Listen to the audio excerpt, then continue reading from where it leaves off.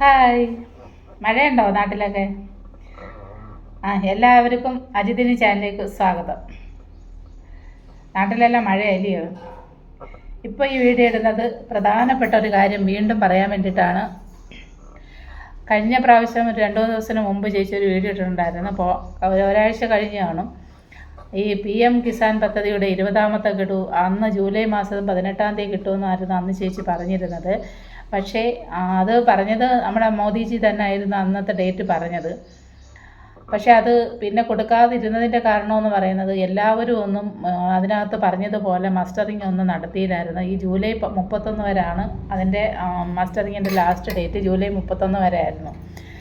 എല്ലാവരും അങ്ങനെ ചെയ്തെങ്കിലല്ലേ അത് വിതരണം ചെയ്യാൻ പറ്റത്തുള്ളൂ. ഇപ്പോൾ അത് നിങ്ങൾക്ക് അത് വിതരണത്തിൻ്റെ സമയം അതിൻ്റെ പ്രഖ്യാപനം വന്നിരിക്കുകയാണ്. അത് വീണ്ടും നിങ്ങളോട് പറയാൻ വേണ്ടിയിട്ടാണ് ചേച്ചി ഈ വീഡിയോ ഇന്നിടുന്നത്. എല്ലാവരും വീഡിയോ കാണുമ്പോൾ സ്കിപ്പ് ചെയ്യാതെ കാണണം. അല്ലെങ്കിൽ ഇങ്ങോട്ട് വന്ന് വീഡിയോ ഒന്ന് ഓപ്പൺ ചെയ്തിട്ട് ഒരു ഞെക്ക് കൊടുത്തിട്ട് നിങ്ങളുടെ പോക്കിനങ്ങ് പോകും. അപ്പം പിന്നെ ഇതിനകത്ത് പറയുന്ന ഒരു കാര്യങ്ങളും നിങ്ങൾക്ക് അറിയാൻ പറ്റത്തില്ല.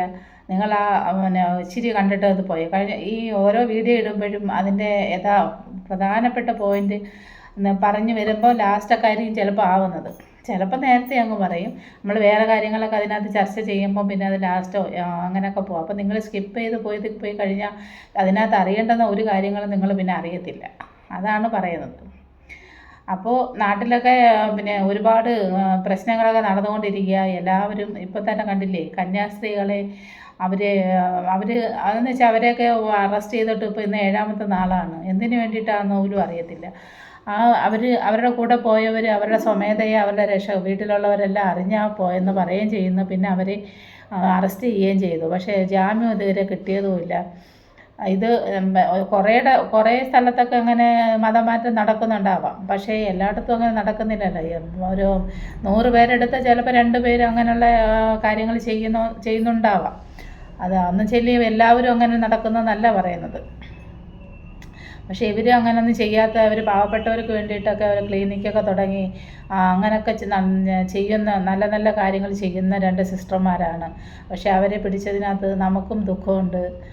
BJP സർക്കാർക്ക് ഒന്ന് പറഞ്ഞു കഴിഞ്ഞാൽ അവർ ഭരിക്കുന്ന പിന്നെ ഛത്തീസ്ഗഡ് എന്ന് പറയുന്ന അവർ ഭരിക്കുന്ന നാടാണ്. അപ്പോൾ അവിടെ വിളിച്ച് പറഞ്ഞു കഴിഞ്ഞാൽ ഇത് തീരാവുന്ന പ്രശ്നമേ ഉള്ളൂ. പക്ഷേ എന്താ ഇത് നീട്ടിക്കൊണ്ട് പോകുന്നതെന്ന് എനിക്കറിയത്തില്ല. എനിക്കിതിനകത്ത് തോന്നുന്നത് എന്താണെന്നറിയോ? ഇപ്പോൾ എന്ന് പറയുന്നത് ഇലക്ഷന് വരികയാണ്. വരുമ്പോൾ എന്തായാലും നമ്മുടെ കേരളത്തിൽ BJPക്കാർക്ക് അധികം സീറ്റൊന്നും കിട്ടത്തില്ല. അപ്പോൾ ഇവരെല്ലാവരും കൂടി ഒരു ആലോചന ചെയ്തതാണെന്ന് അറിയത്തില്ല. ഇതുപോലൊരു നാടകം കളിച്ചിട്ട് ഇതുപോലെ കന്യാസ്ത്രീകളെ അറസ്റ്റ് ചെയ്ത് കഴിഞ്ഞാൽ ഇതുപോലെ പ്രശ്നം ഉണ്ടാകുമ്പോൾ കാരണം പിടിക്കുന്നത് അവരുടെ കൂടെയുള്ള ആൾക്കാർ. അപ്പോൾ പിടിച്ചു കഴിഞ്ഞിട്ട് പിന്നെ വന്നിട്ട് നമ്മളെ രക്ഷിക്കാൻ വരുന്നതായിട്ട് അവർക്ക് അവതാരമായി വന്നിട്ട് അവരെ രക്ഷിച്ചെടുത്തിട്ട് ഞങ്ങളാണ് കന്യാസ്ത്രീമാരെ രക്ഷിച്ചതെന്ന് പറയുമ്പോൾ ഈ ക്രിസ്ത്യൻസ് വോട്ടെല്ലാം അവർക്ക് കിട്ടി. അവർക്ക് അടുത്ത പ്രാവശ്യം നമ്മുടെ കേരളത്തിൽ കുറച്ചും കൂടെ സീറ്റ് ഉണ്ടാക്കാനുള്ള ഒരു നാടകമാണോ എന്ന് എനിക്കൊരു ബലമായ സംശയമുണ്ട്.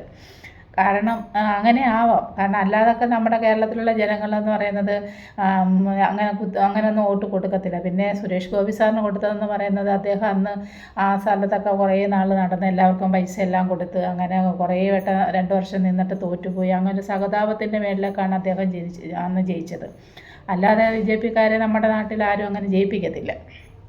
അപ്പോൾ ഇങ്ങനെ ആകുമ്പോൾ ക്രിസ്ത്യൻസിൻ്റെ വോട്ടെല്ലാം അവർക്ക് കിട്ടുമെന്നുള്ളൊരു ഇത് വെച്ചിട്ടായിരിക്കാം. അല്ലെങ്കിൽ പിന്നെ അല്ലാതെ ഇവർക്ക് ഇതിനകത്തൊന്നും കേരളത്തിലൊന്നും അങ്ങനെ സീറ്റ് പിടിക്കാനോ ഭരണത്തിൽ വരാനൊന്നും കഴിയത്തില്ല. അപ്പോൾ ഇതുപോലെ ഞങ്ങളാണോ രക്ഷിച്ചതെന്ന് പറയുമ്പോൾ അവർക്ക് വോട്ട് കൊടുത്ത് അവരെ ജയിപ്പിക്കുകയും ചെയ്യായിരിക്കാം. പക്ഷേ ഇതിനകത്തൊന്നും വീഴരുതെന്നാണ് എൻ്റെ ഒരു കാഴ്ചപ്പാട്. കാരണം അങ്ങനെ ചെയ്തു കഴിഞ്ഞാൽ വീണ്ടും ഇവരിങ്ങനെ ഓരോ ഇലക്ഷൻ വരുമ്പോഴും ഇങ്ങനെ പിടിച്ചിട്ട് പിന്നെ ഇങ്ങനെ ഇതുപോലെ ഒത്തീർപ്പിന് വന്നിട്ട് പിന്നെ അവരെ ജയിപ്പിച്ചുകൊണ്ടേ ഇരിക്കണം. അതെന്ന് പറയുന്നത് നമ്മൾ ഓരോ കാര്യം ചെയ്തിട്ട് നമ്മൾ അതിന് വേണ്ടിയിട്ട് അവരെ ഇറക്കുന്നതിന് വേണ്ടിയിട്ട് നമ്മൾ കൊടുക്കുന്ന വോട്ട് രീതിയിൽ നമ്മൾ കൊടുക്കണം. അത് പിന്നെ ഇവർ തുടർന്നിട്ടേ ഇരിക്കുക. അങ്ങനെ ഒരിക്കലും അതിന് വേണ്ടി നിങ്ങൾ ആരും വഴിപ്പെടരുതെന്നാണ് എൻ്റെ അഭിപ്രായം.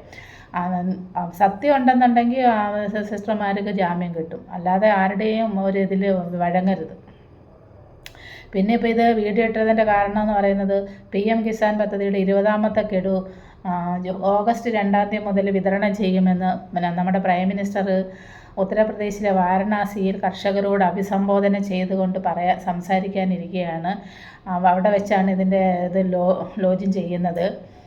ഓഗസ്റ്റ് 2 തൊട്ട് എല്ലാവർക്കും എല്ലാവരുടെയും ഇതിനകത്തോട്ട് വിതരണം ചെയ്യുമെന്നാണ് പറയുന്നത്, ഓഗസ്റ്റ് 2. അപ്പോൾ ആ ഒരു കാര്യം കൂടെ നിങ്ങളോട് പറയണമായിരുന്നു. അതുകൊണ്ടാണ് ഇപ്പോൾ ഈ വീഡിയോ ഇട്ടത്. എല്ലാവരും വീഡിയോ കാണണം. എല്ലാവരും നിങ്ങളുടെ പെൻഷൻ 20ാമത്തെ ഗഡു വരുന്നതെന്ന് നോക്കണം. അത് 19ാമത്തെ ഗഡു നിങ്ങൾ വാങ്ങിയിട്ടുണ്ടെങ്കിൽ നിങ്ങൾക്ക് യാതൊരു കുഴപ്പവും ഇല്ലാതെ നിങ്ങൾ 19ാമത്തെ ഗഡു വാങ്ങിയിട്ടുണ്ടെങ്കിൽ മാത്രമാണ് 20ാമത്തെ ഗഡു കിട്ടുന്നത്. അല്ലെങ്കിൽ നിങ്ങൾക്ക് എന്തെങ്കിലും കുഴപ്പമൊക്കെ ഉണ്ടെന്നുണ്ടെങ്കിൽ പിന്നെ 20ാമത്തെ ഗഡു നിങ്ങൾക്ക് കിട്ടത്തില്ല കേട്ടോ. അതുകൊണ്ട് നിങ്ങൾ എന്തെങ്കിലുമൊക്കെ ഇതുപോലൊക്കെ ചെയ്തെല്ലാം കഴിഞ്ഞിട്ടുണ്ടെങ്കിൽ നിങ്ങൾക്ക് തീർച്ചയായിട്ടും കിട്ടും. അപ്പോൾ പോയിട്ട് വരാം.